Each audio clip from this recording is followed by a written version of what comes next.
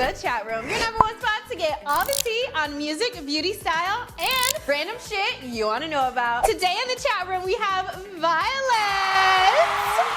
Y'all, she is the queen of social media and wellness. So we're about to get all the way in. Okay. Miss Violet, Miss Social Media Manager for Black on the Block, the hottest Black marketplace. I mean, now it's really evolved into like concerts and it's insane. So tell me a little bit more about how you got involved with Black on the Block. Lady and Shar, who are the founders, Lady's actually my best friend. So, Okay.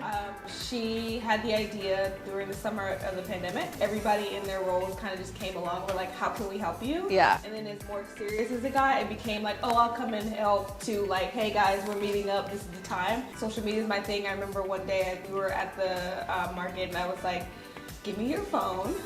I'll take care of this. You have other things to do. I'll just do the story for the day. And then the next month she was like, hey, can I pay you to like come and do it again? And I was like, yeah, it's fine. And then it was like, okay, so she's the social media manager now. And it's like my favorite thing to do because I love being able to like put the ideas and doing the TikToks and stuff. Yes. And all of the fits on the block. The fits on the block. Girl, I went to a Black on the Block one time and one of the camera people was like, oh, can we get your outfit? And I was like, oh my God, yes, please at the toe. I dressed up just for this, okay?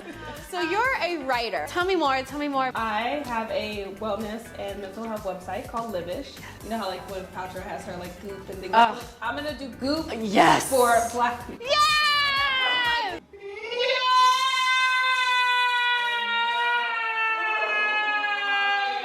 I just love being able to just share that knowledge with people. Yeah. Girl, I did. Okay. The very first thing I want to get into is your self-serenade playlist. Let's go. So I have been single, well, obviously not anymore, but I've been single for like almost 2 years. Yeah. And I realized like all these love songs are very specific to just other people. Mm-hmm. And there was a point in my self-love journey where I started singing them to myself. Mm-hmm. And I was like, oh no, I feel it. Like I'm legitimately singing them to myself. I'm like calling myself beautiful. I'm like calling myself my best friend. Yeah. So I was like, you know what? I'm gonna put together a playlist of all these things, and I did it for myself originally, and I was like, I think everybody needs to have these.